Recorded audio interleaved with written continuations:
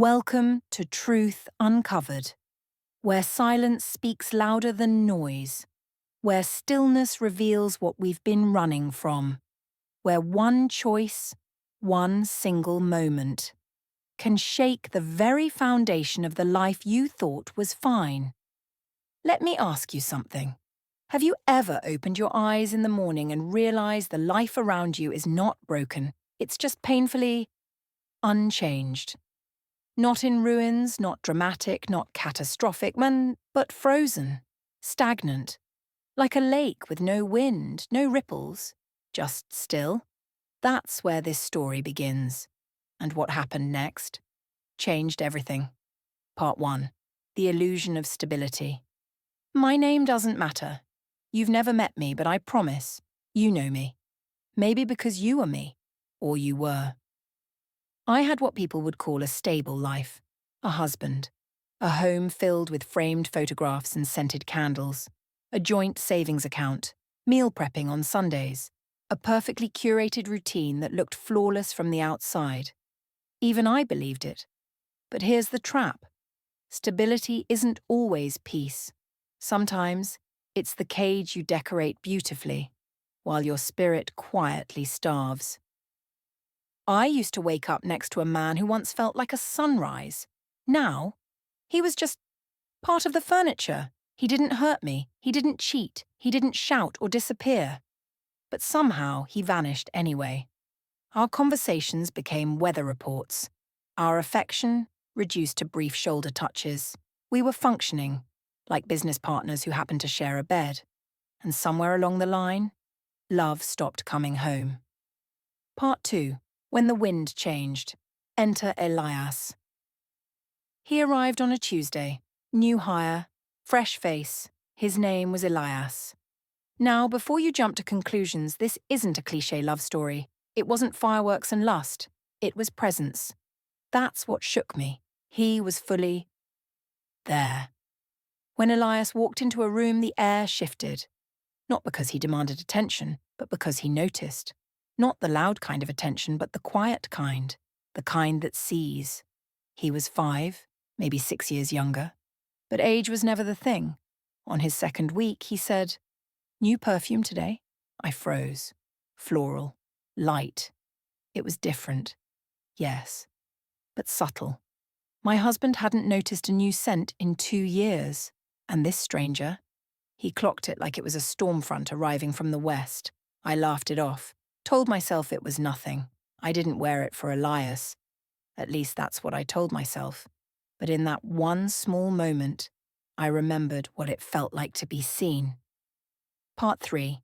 The gentle tilt, the emotional affair, begins. The shift was so gradual it almost seemed innocent. It began with coffee runs, quick jokes in the elevator, shared eye rolls during meetings. One Monday I joked, "Why do Mondays feel like emotional hangovers?" He chuckled, but his eyes didn't move on. They stayed locked with mine, like they were asking a question I wasn't ready to answer. And when we were alone, the walls felt like they leaned in closer, as if even they were trying to catch every word. One night we stayed late, just the two of us. The lights flickered, power dipped, silence settled like snow. He spoke softly. Strange how loud the quiet gets sometimes. And I didn't trust my own voice to respond, because it wasn't quiet anymore. It was charged. He never touched me. Not once. But we crossed more than just physical lines. He brushed past me, barely, but I felt it all the way to my spine. He stood close enough that I could smell the warmth on his skin. And I didn't move away. That's when I realized loyalty isn't defined by vows or intentions. It's revealed in the micro choices we make when we think no one is watching. Part 4. The Tuesday message. Cracks appear. That Tuesday, I got home late. My husband? Fast asleep on the couch. TV still on. Remote tucked like a teddy bear under his hand. He didn't stir, didn't ask where I was, didn't notice I stayed 2 hours past my shift. I walked past him like furniture walking past furniture. Then, buzz.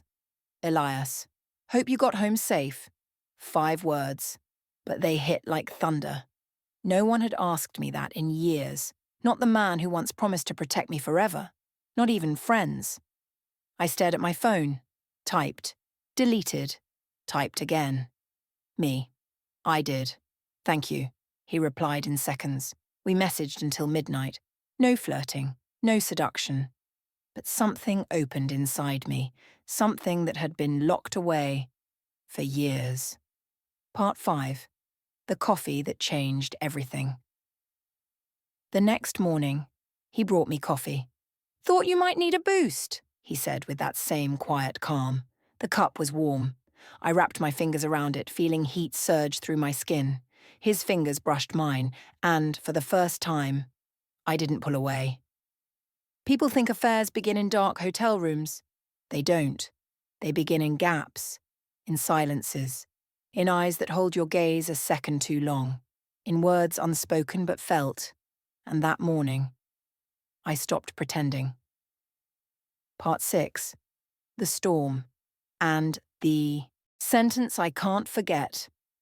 Thursday. It rained. The office emptied early, but Elias stayed. We worked in silence.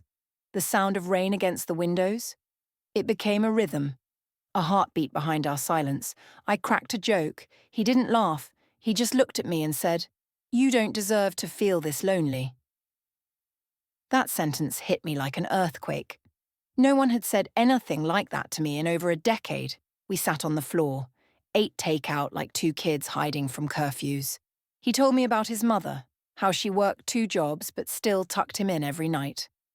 I told him just enough about my marriage, not to gain sympathy, but to let him see the dimmed light I once carried. He didn't try to fix it. He just sat with me in it. And sometimes, that's all we're really starving for. Not solutions, but someone willing to sit in the shadows with us. Part 7. The line. Crossed quietly. It happened on a Friday, the kind of Friday that drips slow. Rain still clung to the city and the air smelled like wet concrete and endings. I had a headache. I told Elias. He left and came back with ginger tea. Not coffee, not energy drinks. Ginger tea. Helps with tension, he said. That simple act, the thoughtfulness, the attention, felt more intimate than anything I'd experienced in years. I didn't mean to do it. That's the line we all use, isn't it? I didn't mean to. We were walking out at the same time. The building was nearly empty. The sun had long gone. I dropped my bag. He bent to pick it up. Our hands touched, but this time, he didn't let go. Neither did I. No kiss, no passionate affair. Just stillness. The kind of stillness where 2 souls hold their breath at the same time and know what they're not supposed to say.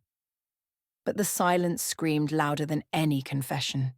He stepped back. You should go. I nodded, but my feet didn't move. Part 8. The echo of guilt. Stoic reflections begin. That night, the silence in my home wasn't just quiet. It was guilt with a voice. My husband was in the kitchen, humming as he did the dishes. I watched him. I noticed for the first time in months the lines on his face, the greys in his beard, the quiet love he still tried to give me, even if he didn't know how. He asked how my day was. I said it was fine. But inside, I wanted to scream. I wanted to confess, to cry, to tell him that I had failed. Not with actions, but with desire. I had betrayed him with my attention, with my longing, with the way I had craved something that wasn't his to give. That's when Stoicism crept in. The ancient words of Marcus Aurelius echoed in my mind. You have power over your mind, not outside events. Realize this, and you will find strength. But my mind, it was a battlefield, and I wasn't winning. Part 9. Confrontation, the shatter point. The following week, I became a ghost. Avoided Elias. Avoided my own reflection. Everything suddenly felt heavy. One night, I couldn't take it anymore. I told my husband, we need to talk. He looked worried, sat across from me. I didn't tell him about Elias, but I told him about the distance, about how I felt invisible, how I missed being looked at like I mattered. His eyes welled up. He reached for my hand. "Why didn't you tell me sooner?" I didn't know what to say, because the truth? I didn't know I was starving until someone offered me water. Part 10. The Philosophy of Fire, Stoic Wisdom in Modern Chaos.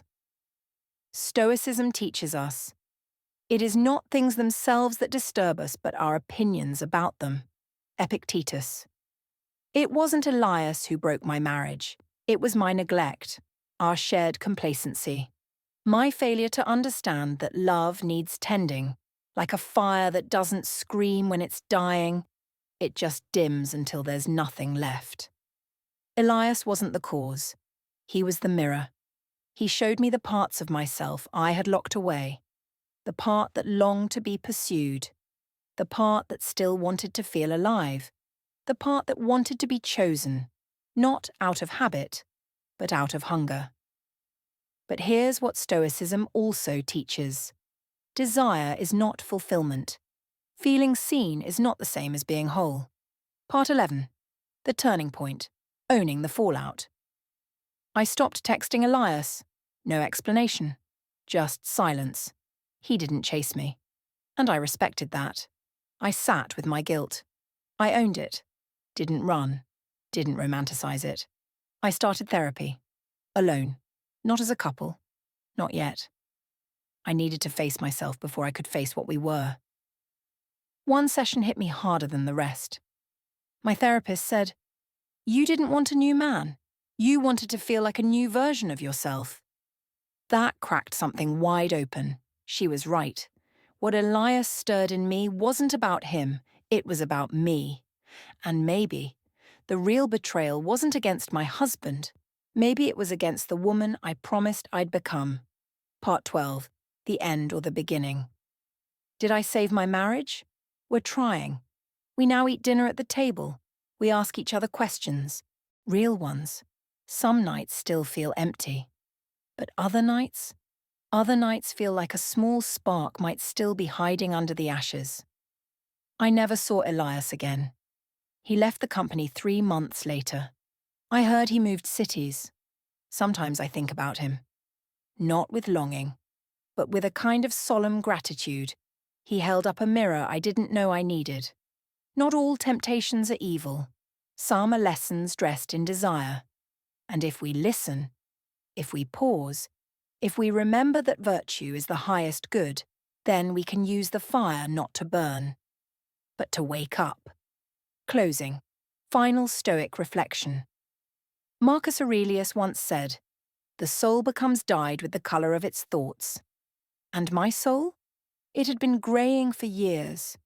But now it's starting to show streaks of gold, not because everything is perfect, but because I finally stopped sleepwalking through a life that looked fine, but felt empty. So here's the truth uncovered. Sometimes the moment that changes everything isn't explosive. It's quiet. It's soft. It's a touch you don't pull away from. A sentence you can't forget. A mirror you didn't ask for but couldn't look away from. And when that moment comes, you can fall, or you can wake up. The choice will always be yours. Outro visual, black screen.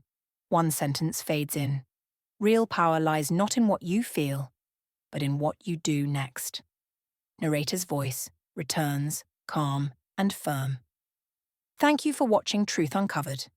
If this story made you pause, made you reflect, then it did its job. Remember, temptation will knock, but character answers the door. Desire will whisper, but wisdom chooses silence. Loneliness can deceive, but stillness tells the truth.